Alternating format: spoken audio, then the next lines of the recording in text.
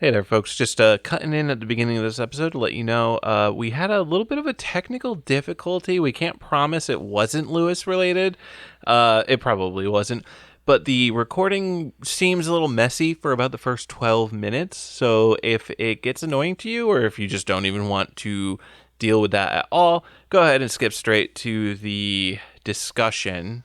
And yeah, see ya on the other side. Hey there, everybody. I'm Isaac, and I cleared out Snapleg Cave of all the witches. And I'm Claire, and I've reached rank 9. And this is Make That Game! Where we pitch the latest, The greatest new video game ideas. that won't ever get made. No, we don't make them. We just pitch ideas. We just throw them back and Because forth. that's the fun part, right? That's well, Yeah. I mean, different strokes for different folks. I don't know. We tried to do a video game once, and I'm not sure if it was fun. Did you have fun? I did. I had fun, but also it was really hard. Yeah, but we're going to try again, right? Oh, yeah. Yeah.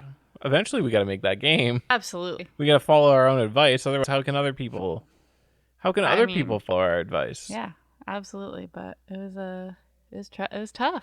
It was treacherous. It was treacherous. Sure. Yeah. Oh, all right. If you haven't gathered, if this is your first episode and you haven't gathered, we pitch games ideas. We come up with mechanics. We come up with themes. We come up with all the little intricate details about a game that you would need to develop it. I mean, literally not every single intricate detail. Every detail. We leave leave a little nothing out. No, we leave a little bit. We leave a little bit of space for Jesus, and by Jesus, I mean for other people to add their own flair. Yeah. And so we this year have been sticking with themes per episode, and we decided last week that this week's episode theme will be Friends. So we're pitching Friends-themed game ideas. That's specifically the sitcom from the 90s. Oh, well. It has to be related to the sitcom I from guess the 90s. I have to leave because I did not make a game like that. Oh. Well, okay. I'm still interested in your idea. Oh, okay. So I struggled with this one, but I want to tell you where my brain went at least, Okay, even though alright. I don't really have a game. So you've been telling me about JRPGs. Yes. So in a JRPG, The power of friendship is key. right. And so I was trying to think like what kept coming to mind with the word friends is like friend group dynamics and how that's like a very difficult thing to maintain. Like almost like in Gravity Falls, where there's that one guy who everyone makes fun Thompson? of. Yes, and he's like, I am the glue that holds this friend group together by letting them all rag on me. Like I have balanced the group. And so I was trying to come up with like a JRPG, which stands for Japanese. You said that so strange. Well, because I was going to say Japan role-playing game, and then I'm like, I guess, no, that doesn't make sense. Japanese yeah. role-playing K game. K. Role-playing K. JRPK? Okay, so yeah.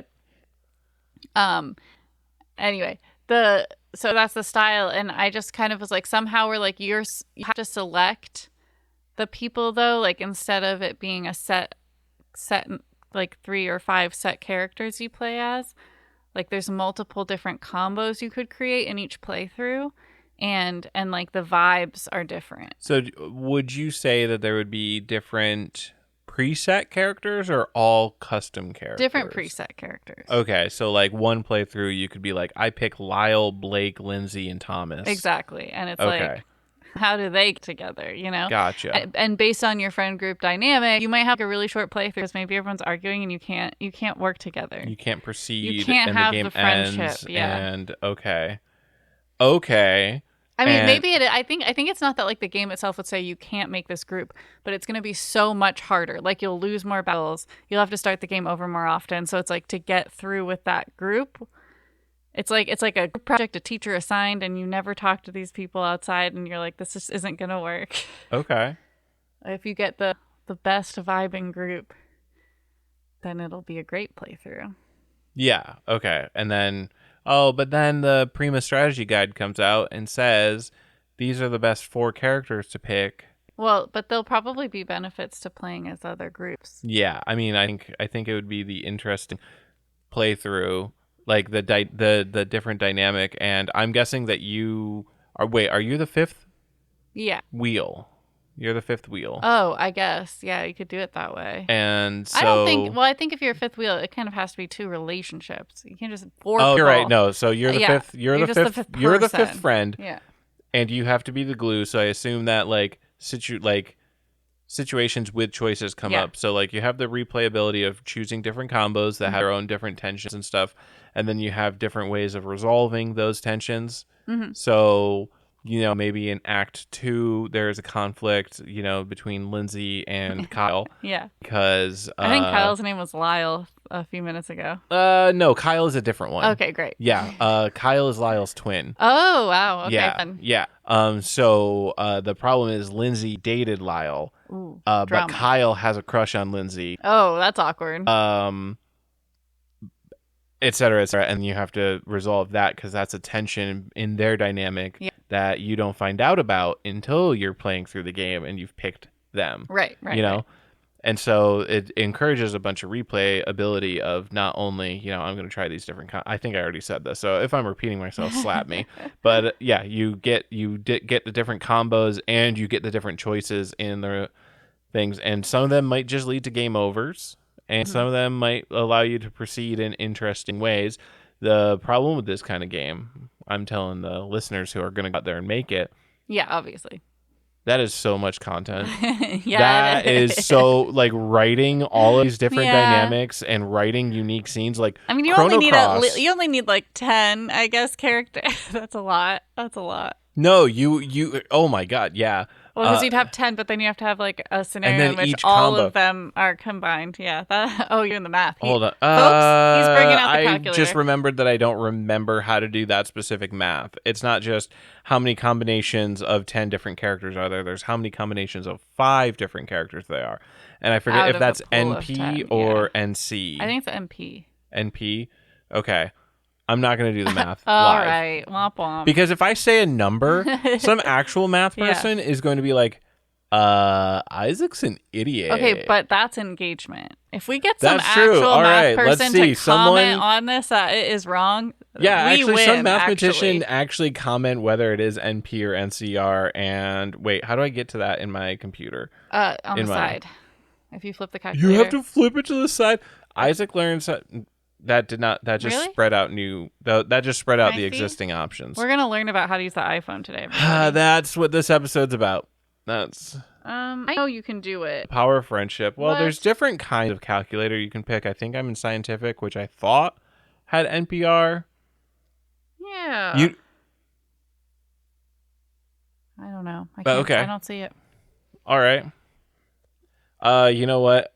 I bet if you just Google it, sometimes with math problems, I just Google it and like. And I'll say the only reason I think it's NP is because I don't remember ever learning NC in any math class, but I know I did learn this in a math class, so that's why. That's the only one that's familiar to me. So it sounds like it must be right. Also, for everyone listening, Lewis is sitting right next to us. He usually doesn't do that. Like he's like basically with us on the couch. It's very cool. Oh my!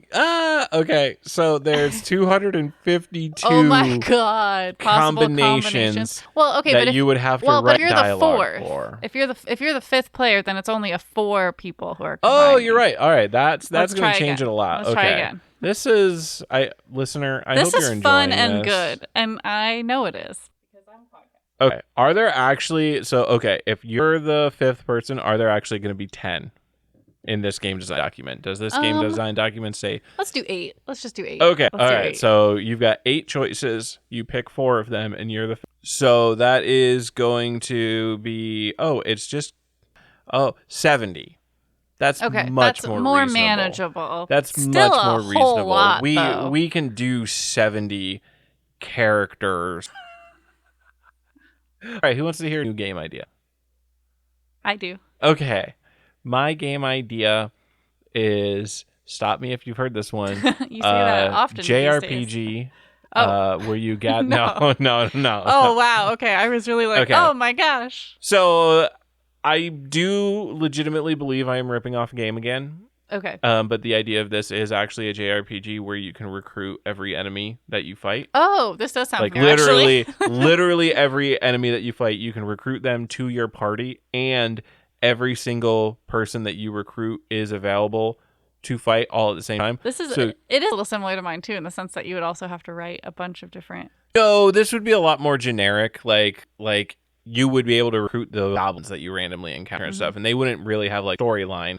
You'd just be able to add them to your party, and all of your party will get to fight at once. Normally, JRPGs have like a limit of usually around 3 characters. Okay, yeah. So like even if you like Chrono Cross, you can get a party of like 50 people, but you can only use 3 of them at a time.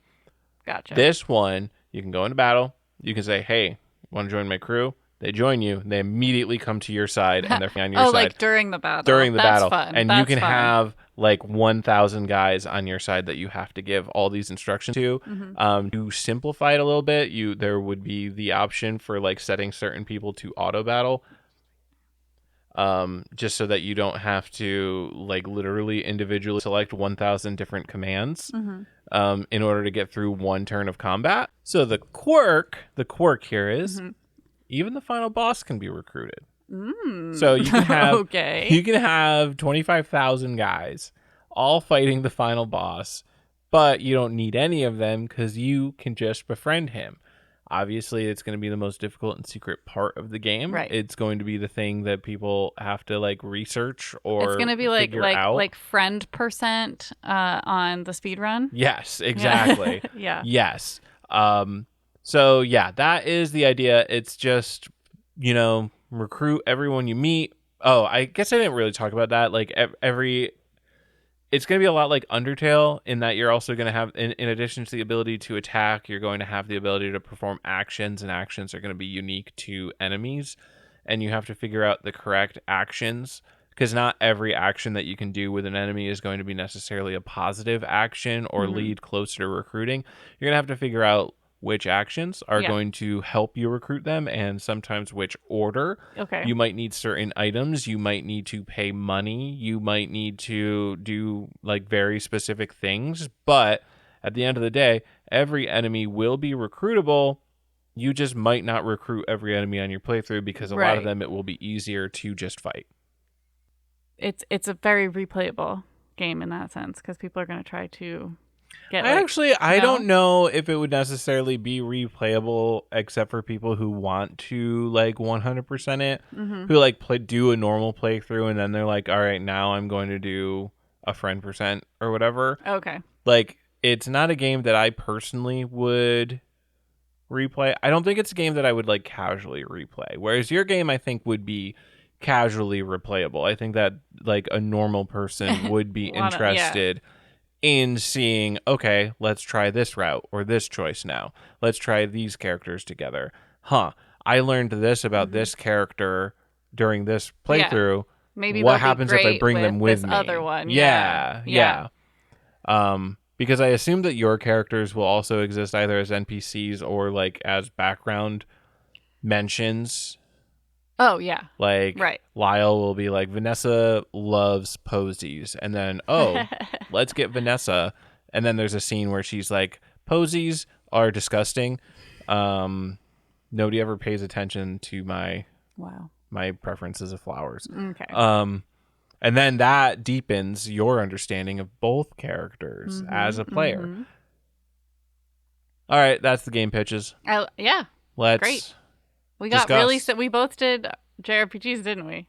We did both do JRPGs. I guess when you say friends, what else could it possibly be? I know, and I think I tainted this because I think I recently explained what JRPGs to you, and I think I described it to you as JRPGs. Colorful friends who fight God. That's what that's what it was. Okay, yeah. So I poisoned the well there a little bit. Okay. But what's not poisoning the well is Nancy Drew. Yeah, you played Nancy Drew. Maybe she would poison the well. I don't know. No, well, she would find out who poisoned the well. Yeah, anyway, go ahead. So I know that you played and beat a Nancy Drew game yes, I did. Recently. And I want you to tell me about it. And I only cried once. Only cried once. That's how frustrated I am. And I don't know, maybe if you have the gumption, you could perhaps organize it into a series of things that you liked about the design. We could call those honks. Yeah. And things that you didn't like about the design, we might be able to call those bonks as shorthand. Okay. Okay. So like at the end of this, we'd have a list Right. of honks and bonks. Correct. Yeah. Could you do that for me? Yeah, sure. I can do that. Okay. All right. I didn't. Take it away. Okay. First, I do want to say, so I teased this a little last episode that I had played Nancy Drew, and I called it one of the, like, I don't know, my, like, white whale games. And I do one of the games of all time. No, not that. That's not what that means. I want to say what that means and kind of, like, put it in context of that. Okay. So the way I think about this is games that have, like, haunted me. Okay. Yeah. Like, for whatever reason. And there's 3 on my list right now. So this one is one of the 3, and that has fallen off. But so I'll start with the other 2 that we're not going to talk about today, because someday maybe I'll be able to play them. But one is Barbie Fashion Show, which haunts me because someone else owned it. And so I wasn't able to do the fashions I wanted because we had to trade off. Right. We had to share. Disgusting. Gross. Absolutely terrible. And I will say that even though I've Googled this and I've seen Barbie Fashion Show, like, there's different editions of it, and, like, I've seen playthroughs, nothing actually looks like my memory of it, which is a little strange, and I don't know if it's just because my memories of it is bad. I played it, like, one afternoon, right? So it could just be my memory's bad, but I don't know. So anyway, that's one of them. The other one, Carmen Sandiego. Where in Time is Carmen Sandiego. And this one we did look up on Steam, and I think on, like, emulators. We can't find it yet. But that one, I got hard lock?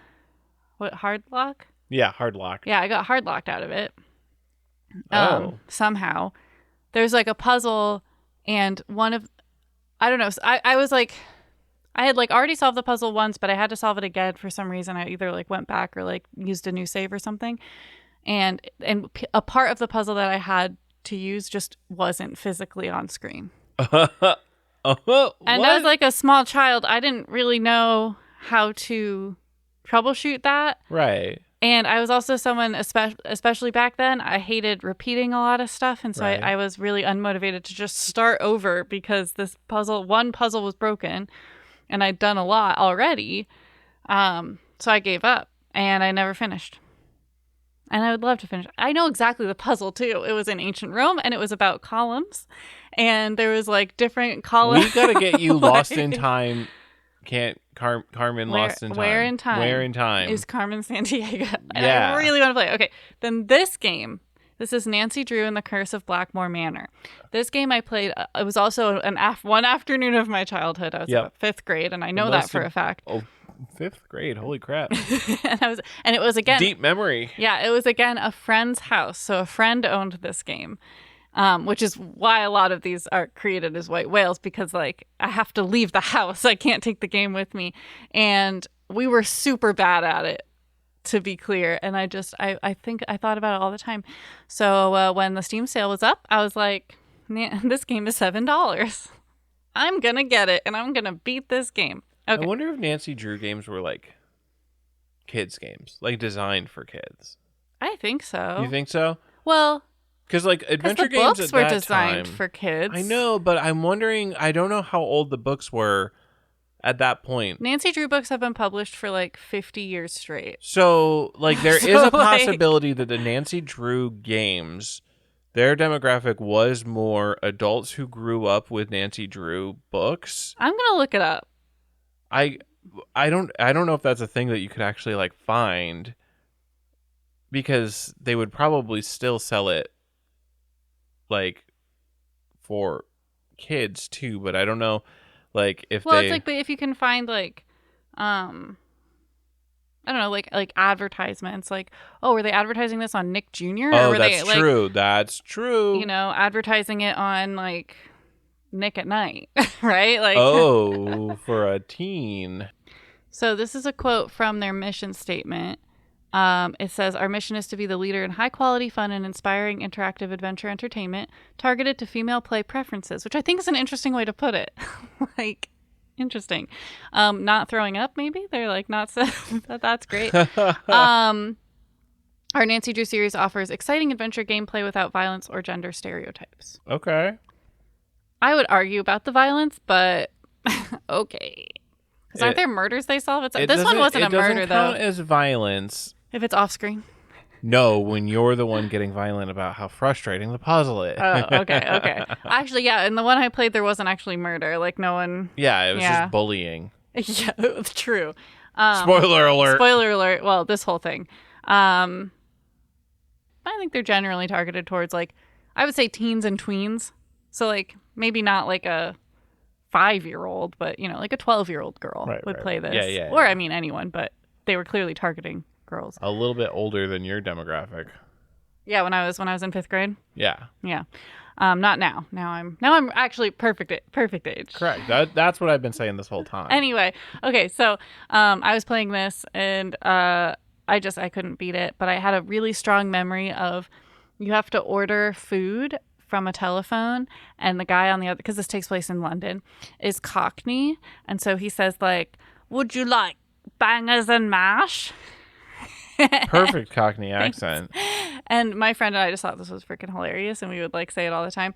And so that's how I found which game this was, because I did not remember the title, Curse of Blackmoor Manor. Nancy Drew Cockney. Bangers Mash. No, I Googled Nancy Drew Bangers and Mash. Okay, wow. And I found someone who made a YouTube video of the phone with that phrase, and it said Blackmoor Manor, and that was it. Excellent. Because when I was playing it, I also remembered the parrot, which is in the game. When I saw the parrot, I said, this is absolutely the game. Good. It's all coming back to me. But anyway, so, okay, honks. Things we like. Nothing. No, there definitely are. I mean, I did like a lot of the puzzles. I think the final puzzle was very well done. Okay. Because there was lots of hints to it as you went through the game. So I felt like very prepared by the time I got there. Puzzle? That was making the key, the weird shaped key. Okay.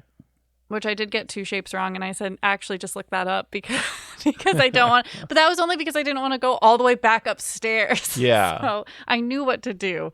But basically, and again, spoilers ahead, I guess, if you want to play this game from like 2003 or whatever. But 2006, I'm pretty sure. No, because 2006, I think, was the game that it was advertising was coming out. There was like a trailer for a new game at the end of the game. I don't know. Maybe it was 2006. Okay. I don't remember. But so like there's like a ton of coats of arms in the game, and there's lots of hints throughout the game, like in books you find and you know whatever, like posters, is that just like the coats of arms are going to mean something, and so you're paying attention to them the entire game. And when you finally get to the end, there's like a weird looking key you got to make, and it has these weird symbols and shapes on it, and I'm like, I've seen those shapes before, and it's on the coats of arms. Like, yeah, it was. So it all came together. It all came together. And Nice. I do think that hinting at the end throughout, like the way to solve the end puzzle throughout, made it so much more satisfying when you got there. Because you're like, oh, I do know this. Instead of just sitting there like, great, well, got to figure something out. So I got to figure something else out. So that was great. I really do like the time mechanic in it as well. So like time of day matters. I think this is true of most Nancy Drew games. Where like the people that you have to interview have different schedules. There's certain tasks you can only do at night. Like there is something I had to do between midnight and 4 a.m. And there's a mechanic where you can use an alarm clock to like jump through time, so you don't have to just like. How does time pass? I don't know. It does, but I'm not sure. Like, I think it's real time, honestly. Oh, really? I think like so. 1 hour to 1 hour? I think so. What? Well, like you wouldn't just sit there for that long though. You'd use the clock. Right. Okay. That's because when I do a task, it has to be because I would check the time, and I'd be like, wow, I feel like more time would have passed, and I can't expect it would be slower than real time. That's true. Huh. Okay. Like I would go downstairs at noon, and then be done with all my tasks that I wanted to do at that time, and check the clock, and it would be like 12:25, and you're like. Okay. Okay. That's an interesting way of doing it. Yeah. I would have expected it would be like because sim time. Because it's based. Well, I was thinking because it's like tile based almost. Oh, so like every like tile is like time. That would actually make more sense. And like the way Disco Elysium does it is every like line of dialogue also advances time. This is so random, but I was listening. Was it a podcast? I don't know. It must have been a podcast. Someone said, hot take, I don't really like Disco Elysium. And I'm like, I don't think that's a hot take. No. I think that's you've got one comrade. Take. You have one comrade in the world. If there's one Disco Elysium hater, it's me. If there's none, I'm dead. Oh man, but anyway, which is weird because I actually don't hate Disco no, I know. Elysium. I shouldn't have brought it up because here's the no. I'm not. I'm gonna leave it at that. Let Okay. people wonder. I just thought it was funny because like when I heard that, I immediately thought of you, and I was like, well, that's not. I don't think that's the hottest take I've ever heard. Anyway, back to Nancy Drew. So next time I play one of them, I'll time it and see if it's real time because I never thought to do that. Yes. I did buy another one from 2019 because I'm interested to see how it changed. That's like a long time period. So not just the puzzles, but like how. So we know next week's discussion topic. Yeah. Well, I don't think I'll play it in a week. Because, guys, I started Blueprints, and that's my whole life. And I will be talking about that once I finish it. It is my whole life right now. Okay. Just FYI. But wait, let me wrangle this back in. Sorry. Honk 1, puzzle good, nice foreshadowing, Yeah. everything comes together. Like, that's good design. 2, you liked the time mechanic. Yep. 3. Okay. 3. If there is a 3. I liked the phone feature. Granted, this was cell phone or the cell phone. Okay. This one, cell phones were fairly new, so even though it didn't make any sense, because on your cell phone you can use email, search the internet, and make phone calls. And what didn't make sense is because you're in London, they're like, we can't do email, it's too expensive, but you can call people in America. Like, I don't think that makes any sense. Hey, 2006 was a different time, you know? I guess. But so so I did like it though. So basically the thing I used the most was the search feature, and you don't search for it, but once you talk to someone and they reveal something, you get that term as like a search term. Okay. And then that will give you info. And the reason I liked it, and I'm going to talk a little about it in Bonks too, because the cell phone is multifaceted, but because it was always with you. So like instead of like a book that you like read in a library and then you can't reference it, like you could always open up your cell phone and open the search and like read the information that is probably relevant, because why else would the game give it to you? So that was cool. So those are the honks. I think I'm going to say a neutral. It's like right between a honk and a bonk, because I see why they did it, but I don't think I like it. Okay. No, that's valid. And this is all the mini games. Okay. So yeah, that's a hot take. A hot take that's lukewarm. Yeah, people love mini games. Everybody loves mini games except for you, apparently. I guess. Well, so number one mini game hater. Basically, how it goes is you're like, hey, tell me this cool piece of information, and then the character will say, sure, but only after you arrange all my plants in perfect order in this box. And then you're like, okay. And then like 1 hour later, okay, now can I get the information? To be clear, that also happens a lot in Legend of Zelda. Does it? I don't think so. I feel like Tell me more about that. I feel like there's a ton of times where, well, I can't come up with any examples, so I'm just I concede. Oh, okay. I think to me it's different because in Zelda, the games, they're not really mini games. You're right. They're puzzles. They're like objectives, but you use your normal. But this is like now we're playing Tetris all of a sudden, and then literally in this game, there's a little girl who you have to interact with quite a lot, and to get anything from her, you have to play a game with her, and they're all like weird little mini games that have nothing to do with anything else, and it's so frustrating. How would you feel if like all the mini games were variations of Frogger? You'd love it, right? I would like it. Bingo. But that was because also they're consistent. No, I know. Yeah, it doesn't have to be it's a random Frogger. scattering of and maybe not necessarily well implemented. Yeah. But why I say it's lukewarm, why I'm not just like, ooh, I don't like this, is because it makes sense in like one for children, right? Like kids love this. Kids love this. It will keep them going. If they get bored in the game, they can just go play one of these, because that's also like an option. Like you can just redo the games. So like that's part of it. And it keeps you playing for longer. Like, yeah, it just like drags the game out, but I wouldn't say drags, because you're still doing stuff. I found it frustrating. But I think it makes sense. Like I think game design wise, it made sense. Right. I just wanted to scream also. Cool. All right. Bonks. One of the bonks is like, no fast travel, which I think also was trying to make the game last longer, but that felt annoying. Okay, Versus yeah. and I mean, I don't know what the fast travel would look like in a Nancy Drew game. Well, I'll tell you exactly what it is. They would give you a map that would be the Oh, floor yeah. plans of the house, and you Yeah. would be able to click Click on room it. names. Yeah, so basically a lot of this game was discovering secret passages and like all these different ways to go places. And I think it's okay to obviously discover that. Like that's part of the game. But then once I get to the end of the corridor, that took me like 5 billion steps to get to. Like it felt like forever. I have to walk my whole self all the way back every time. And there was a puzzle where you had to ask the parrot for a word. And so there's a secret passage. At the end of the secret passage is a puzzle. And you need to ask the parrot for a word. So you go all the way back up the secret passage, ask the parrot, get the word, go all the way back down. Then it turns to a new word that you have to ask for the parrot. Another one. What? So then you go all the way back up, ask the parrot, all the way back down. Are you kidding me? 5 times. Oh my God. 5 times. I only had to do it in 4 because I was actually able to guess the right answer at one of the times. But otherwise, no, it was awful. Okay, so that's something where once you do it the first time, you look up the total answers. Yeah, I mean, I honestly... You're like, I get the idea. The reason I didn't do that was I was worried that it wouldn't work if I didn't talk to the parrot. Like, I was like, I'm not sure if the parrot's like a trigger. It had like a state trigger. But when I guessed correctly... For time number 4, I should have been like, I'll just look up the 5th one. Because, like, clearly that worked and that was fine. Maybe they expected you to guess? I don't think so, though. No.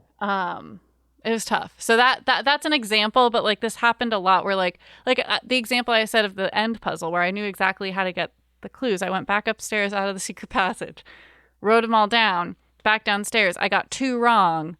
And I was like, I didn't know it was 2 wrong, but I got something wrong. And I'm like, I don't want to go back upstairs and check my work. Like that just, so Isaac looked it up for me and I only had 2 wrong. And it was the 2 that I was the least sure about. So it was like, okay, that makes sense. But it's like, I was not going to go. That one, you had to go through like rooms that move to get out of that one. The rotating room was wild. And again, that was a fun puzzle. I think it was like a good puzzle for the first time, but then I don't want to have to keep doing it. Do it every time instead of it just opening a straight hallway. I think I did it at least like 4 or 5 times. Yeah, like it really should have just opened up a straight hallway. Yeah, once you do it once, now you can go through. So like that part of the game, again, like I think it was to make it longer. Obnoxious. So obnoxious. Like, and there should have been a map. There wasn't a map. That's my bonk number 2. There's never a map, a floor plan map. You just had to guess and hope for the best. You got to draw it. You got to map it. I guess you got to draw it yourself. Yeah. Let's see. What are other? I feel like there's at least another bonk probably, but I don't know. I think honestly that was probably it. Like otherwise, it made sense. I think it would have been cool if I had been able to play it as a kid because it would have taught me more about games. Like I really only played The Sims. I was telling Isaac actually before this, like. I control the Sims. So like they're playing my adventure game kind of. Whereas so I didn't have to learn like ask people questions, like just try things and see if it works. Like that's not something I was practicing. You didn't have to experiment with gameplay. You only had to experiment with Sims. Yeah, or like I would play things like Frogger or like Space Invaders, which is not experimental at all. No. You just go. And if I'd played more of these, because like one thing I learned really early, because I did look up a few things for this and to try to get me going. And, you know, I'd look something up and it's like, well, when you talk to Jane and she says, and I'm like, talk to Jane? What? And then. Why would I ever do that? She's an NPC. She's not real. So then like through that, I got way better at it because it's like, oh yeah, they'll just like the more things I do, they get different dialogue options, which will help push me to more things that I get to do. So that was cool. And I was really interested in the routing. So I'm actually very excited. Little Frame Fatales post here. Oh. So that is the speedrunning marathon for women. I don't know how else they'd say it, but they're part of GDQ, but they do different ones, and their marathon is coming up in September, and they're going to run a Nancy Drew game, like a classic one. Not this one, but still, I'm so excited because one thing I'm interested in with the routing of it is like, you have to talk to some people to trigger even being able to use objects. Like there's a gargoyle you have to spin, but you can't interact with it until someone gives you the gargoyle hint. Did you know that there's 3 fatales, frames No, fatales? I thought it was just flame and Frost fatales, Yeah. flame fatales, and fright fatales. Fright Fit for Halloween? Yeah. Oh my god. And there's also been fleet fatales was 2020, but fright fatales has been happening since 2022. Are they specifically spooky games? This is very important. It sends you to their YouTube archive. Okay. Well, that's fine. It looks like it's just a one night 8-hour stream. Okay. And it's probably all spooky games. I mean, that does sound awesome, but they don't have. I am not finding like a specific About Us, but they do discuss it as all women and femmes speedrunning marathon, benefiting the Malala Fund. Great. Yay. Well, watch that, and I'm so excited to watch Nancy Drew. But I don't know. Did I cover it? Did I cover Nancy Drew? Yeah, no, I think so. I think Okay. I think that was pretty good. I'm satisfied. I know everything about Nancy Drew now, and now I'm gonna go beat it. I'm gonna go speed run it. Yeah. And I'm excited to try the 2019 one. I'm excited to see if the puzzles are like easier. Actually, no, you missed a very important bonk that you referred to earlier. The cell phone. Oh, right, the bonk for the cell phone. Yeah. 2 bonks for the cell phone. 1, you can't keep it open while you solve things. This becomes crucially important because there's a lot of puzzles where you have to be referencing what's on the phone and like clicking stuff. So I was actually thinking about that, and is it a resolution thing? Is it just that the Steam Deck's resolution was too low? Do you think on a bigger screen? Oh, because you could still click stuff. It's just the stuff you needed to click. Stuff. Oh, I thought it was just hidden by the cell phone. I don't think that was the issue. Because also think about the resolution of the 2006. My brain cannot transfer back that far. Yeah, in time. So no, it wouldn't. I don't think you could keep the phone open and click. If you played this game when it was intended to be played, please let me know if I'm just experiencing bad emulator. That did come. That's not a honk or a bonk. It just happens. So either this was bad emulator or whatever, but I couldn't keep the phone open while I was entering things, and I think this is a true design bonk because this is part of the design. You have to click like 4 different things to get to anywhere on the phone. Like you have to open the phone, click on web search, then click on search. That's 2 different things. You have to click on web and then click on search and then click on the search term and then you have what you're looking for. I do think that's fun for children. I do think like, oh, I'm in a video game and I'm doing a Google exactly like I would do a Google in real life. Like this is realistic. And this is a simulation. It's probably honestly when I was in 5th grade, like unlikely that you had a cell phone that could go on the internet. So that's novel. Right. In and so of it's itself. probably like you knew like you Nancy would know Drew's they a little existed, rich girl. But it's like fancy. Is Nancy Drew an adult or is she a teenager? She's a teenager. Okay. Which is really strange. Like, if you get right down to it, you're like, why are these adults having this teenager go to London and live with strangers? Because she's world famous. I guess. I don't know she's a lot allowed of Nancy Drew lore. She's the perfect detective. Either way, I got to have the loop-de-loop bangers and mash, Pinky and Perky. These are all the meals from the phone. And I have caught, if you will, one of my white whale games. So... Where in Time is Carmen Sandiego? You're next.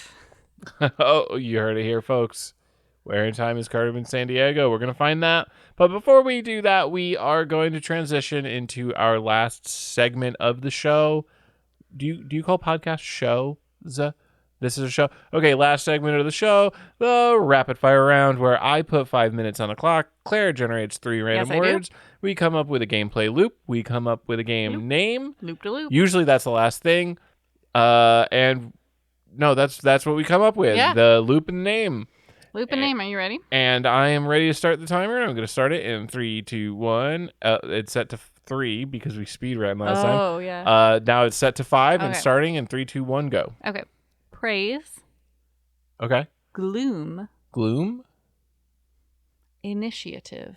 Okay. Can I just? Yeah. Okay. All right. Yeah. Words. Praise, gloom, and initiative. Initiative.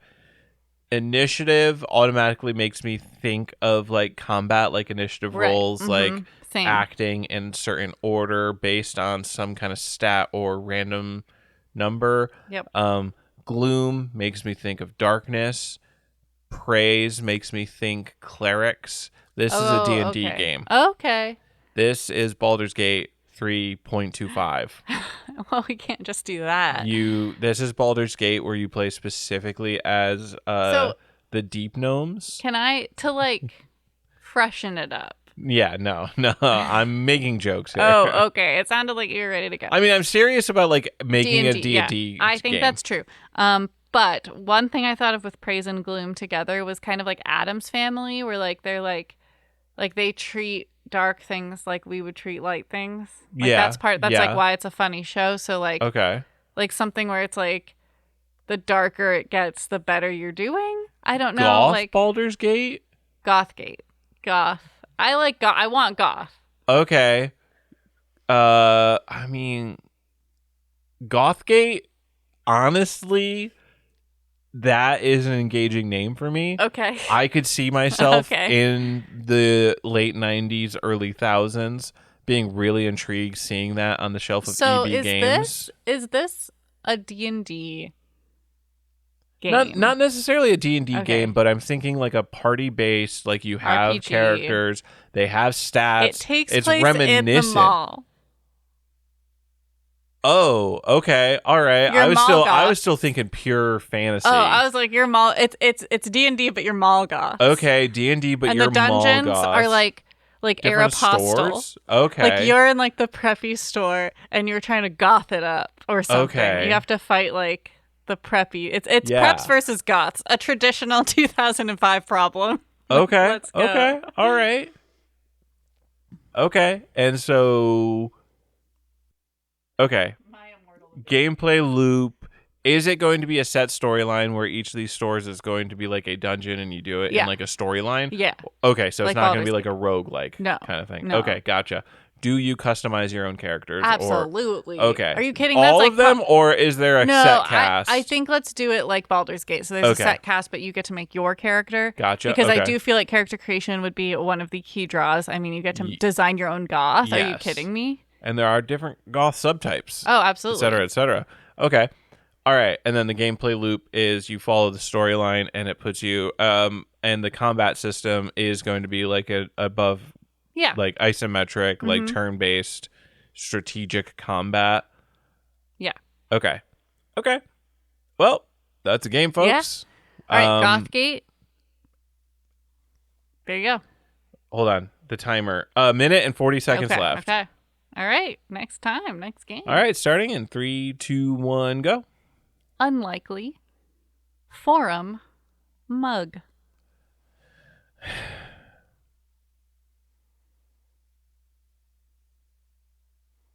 Okay.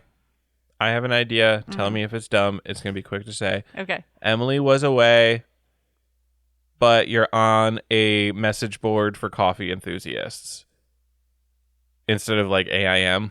Okay. Okay. And it's sparking. It tells the tale of an unlikely romance between two coffee enthusiasts on like a web forum in like 1997. But it's like just a short, snappy like story game. Okay. I mean, it works. Do you have something more interesting? Because I'm willing to go more interesting. So my first thought was you run a gift shop at a Roman forum, and you design funny souvenir mugs. Like an ancient Roman forum? Yeah, because it's very unlikely that would happen. Okay, so you're an ancient Roman and you make so okay, You so make I'm silly mugs that, it's like- like sticky business, so you get like different stickers Don't and you talk make to me till I've had my forum, like some like ridiculous mugs. okay. Is But this- everything is in Latin. Yes, oh, that's And so good. so you That's you so have good. a bunch of Latin stickers and you have a bunch of Roman numerals Mhm. and you have a bunch of like Romy like shapes and stuff. Yeah. Okay. Yes, and the gameplay is otherwise like sticky business. Pretty much, yeah. So like sticky you just business is design real and quick, sell like mugs. you design them and sell them. I mean, there's like I think it would be cool to add a mechanic where like since you are selling these at the forums, like so if something happened that day, like maybe you could. Oh, like, you could get some current event mugs. Yeah. All right. Are we going with this one? Yes, we are. Okay. I did like yours. I did. No. When I thought of mine was just very like barely a game, like not to denigrate Emily is Alone, but no. Well, but like I mean, sticky business is kind of I wouldn't say barely a game, but it's also like it's more just vibing, doing stuff. So, we need a name. So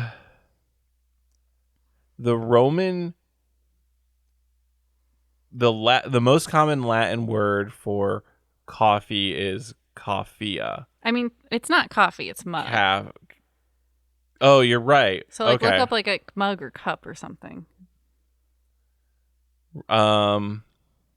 Calyx. No one would know what that. Like, would you buy that in a game store? Calyx, the game. No. I think it has to have forum in it, 'cause that sounds cool. No, because maybe I don't think it sounds cool. What if it's called "Don't Talk to Me Until I've Had My Forum"? Until I've had my forum? Because I think it's funny. Because it doesn't make sense, and it doesn't make sense, and that's why it's funny. That's why it makes you laugh. Don't talk to me until I've had my forum. A Roman souvenir game. Okay. Roman souvenir. So there is a Roman like drink called garum. Okay. Oh, so don't talk to me until I've had my garum. No, but we're sticking with the forum. Oh, we've got okay. a minute and 20 seconds left. I'm taking your name. I was gonna give that to you, but no, because like we did not mention garum at all until that point. Okay. Garum is fermented fish sauce, which actually is hilarious. Don't talk to me until I've eaten my fermented fish sauce. Drank it, to be clear, is what out of a novelty mug. Yep. Oh, hold on.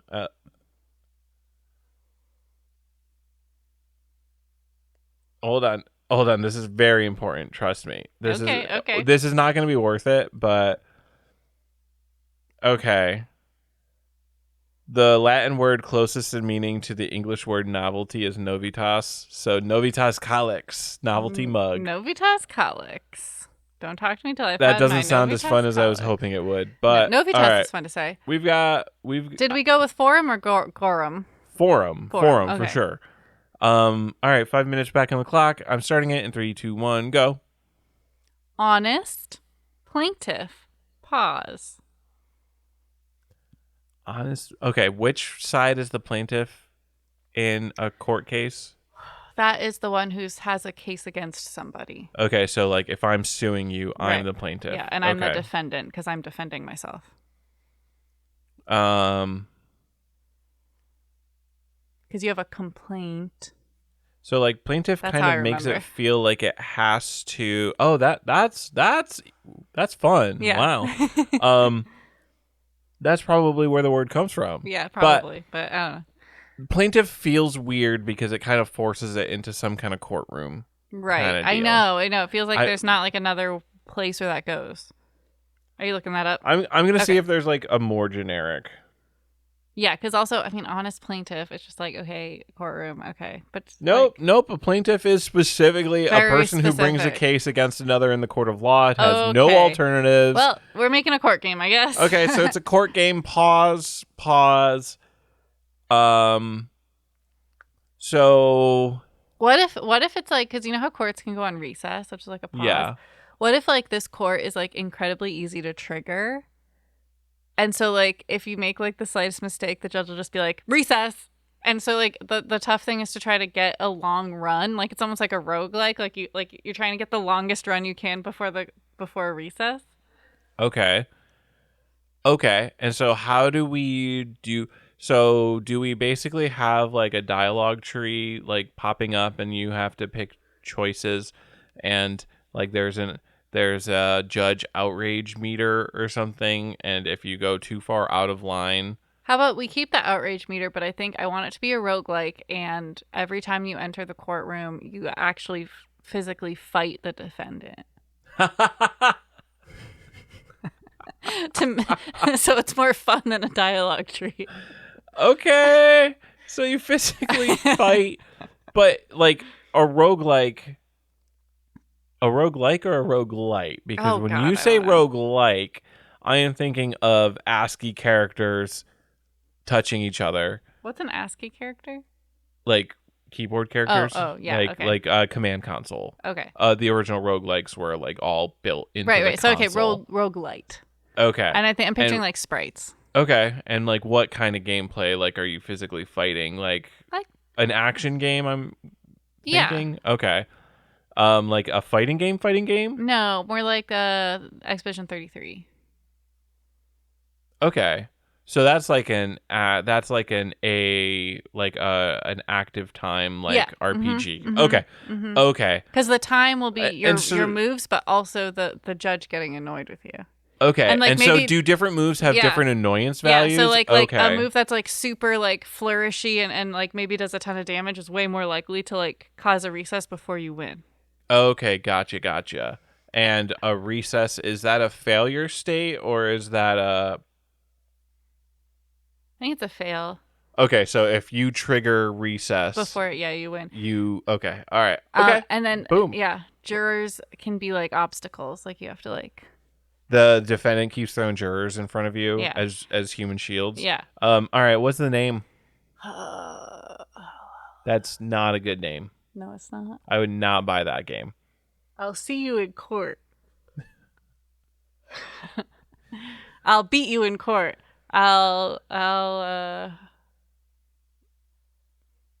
J'accuse. Wait. J'accuse? J'accuse? I've got an affinity for. I figured. J'accuse? Okay. Is that where we're going? J'accuse, because we haven't done a colon yet today. So what if it's J'accuse, I'll beat you in court? Okay, yeah. I like that. Okay. Okay. 40 seconds left on the clock. I think we have summed we that did it. up. All right. That's our podcast. That's the name of our title of our show this episode. Oh, J'accuse? Colon, I'll beat you in court. See, I was between that and don't talk to me till I've had my forum. I like J'accuse. You like J'accuse? Okay. I like J'accuse. Okay, then you're right. Then that is the title of this episode. What is, I think, our theme for next time? Because you said you poisoned the well. Oh, it's garum? No, it's well.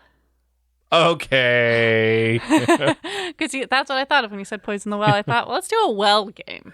I thought that the fermented fish would poison the well. No, all right, let's do a well game. So that's like down well. Shoot boots. Oh, yes, I like that game. Okay. Speaking of roguelike, lights. So, well is the theme for next week. We are going to be streaming next weekend. Not exactly sure what time. Not even sure who's going to do it, but it'll have to happen because otherwise we won't have a July stream. So to find out what time it is, you can follow us on twitch.tv/makethatgame. You can send us an email, makethatgamepodcast@gmail.com. You can leave us a rating and review on iTunes or Spotify. And please just tell your friends about our podcast if you like it, because that's a great way for us to get more listeners hanging out with us in podcast land, which is a real place. It's not. I go there all the time. We're there right now, technically. Yeah. Otherwise, anything else I need to say? I feel like I got it all. No. Oh, you can go to makethatgame.com. I thought you said that one. I thought I heard you say that. No. Okay, never mind. I just said Make That Game in many different variations. Oh, okay. But it just stopped meaning go to anything. makethatgame.com. You can see our latest episode, find where to follow us, and also sign up for our newsletter there. And if you liked a game idea that you heard today and you want to go play it, you're just going to have to get out there and make that game!